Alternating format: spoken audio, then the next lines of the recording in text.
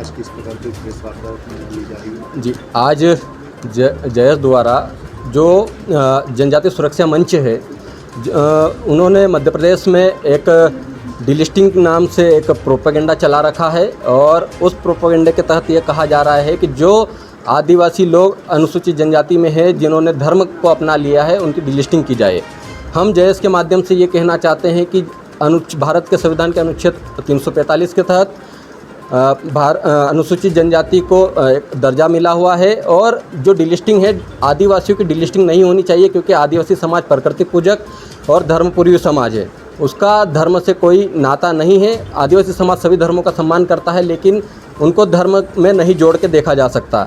इसीलिए जो डिलिस्टिंग वाले लोग हैं वो कह रहे हैं कि डिलिस्टिंग कर देना चाहिए। हम लोगों का कहना है कि आदिवासियों की डिलिस्टिंग के बजाय उनको धार्मिक या अपना सांस्कृतिक रूप से, प्रकृतिवादी रूप से उनको अपनी संस्कृति को और वापस लौटाना चाहिए, घर वापसी होना चाहिए, ताकि आदिवासियों की जनसंख्या जो कम करने का जो राज्य सरकार के साथ मिलकर जनजातीय सुरक्षा मंच जो भ्रम फैला रहा है, यह बंद होना चाहिए।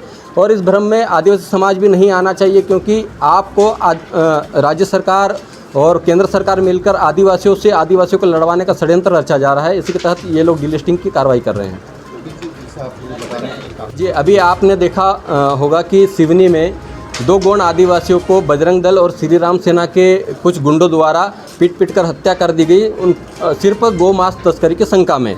तो हम लोग कह रहे हैं कि उन आरोपियों को, जो आरोपी है, उनके घरों पे बुलडोजर चलाकर मध्य प्रदेश सरकार यह जताए कि वह सभी के साथ एक जैसा इंसाफ करते हैं। साथ ही साथ छिंदवाड़ा और सिवनी की दूरी लगभग 150 किलोमीटर के आसपास है, लेकिन 3 दिन बाद वहाँ के सांसद नकुलनाथ मृतक परिवार के घर पहुँचते हैं और आदिवासी हितैषी होने का ढोंग करते हैं। जबकि छत्तीसगढ़ में कांग्रेस की सरकार है, वहाँ पे हसदेव अरण्य करके एक जंगल है, उस जंगल को अडानी के हाथों बेच दिया गया है। वहाँ से कोयला निकालने के लिए उस जंगल में रहने वाले आदिवासियों को विस्थापित किया जा रहा है, उनको ज़मीन से बेदखल किया जा रहा है। मध्य प्रदेश में कांग्रेस के लोग आदिवासी हितैषी होने का ढोंग करते हैं और छत्तीसगढ़ में वही सरकार आदिवासियों को उनकी ज़मीन से बेदखल करने का काम कर रही है। इसीलिए हम कह रहे हैं कि बीजेपी और कांग्रेस दोनों मिलकर आदिवासियों के साथ छल कर रहे हैं।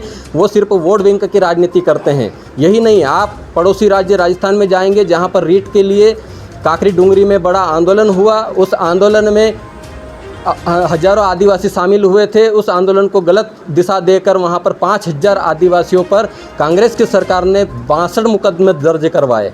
तो इससे सीधा कह सकते हैं कि कांग्रेस और बीजेपी दोनों मिली हुई है और दोनों ही आदिवासियों को खत्म करने के लिए, आदिवासियों को विस्थापित करने के लिए कार्य कर रही है।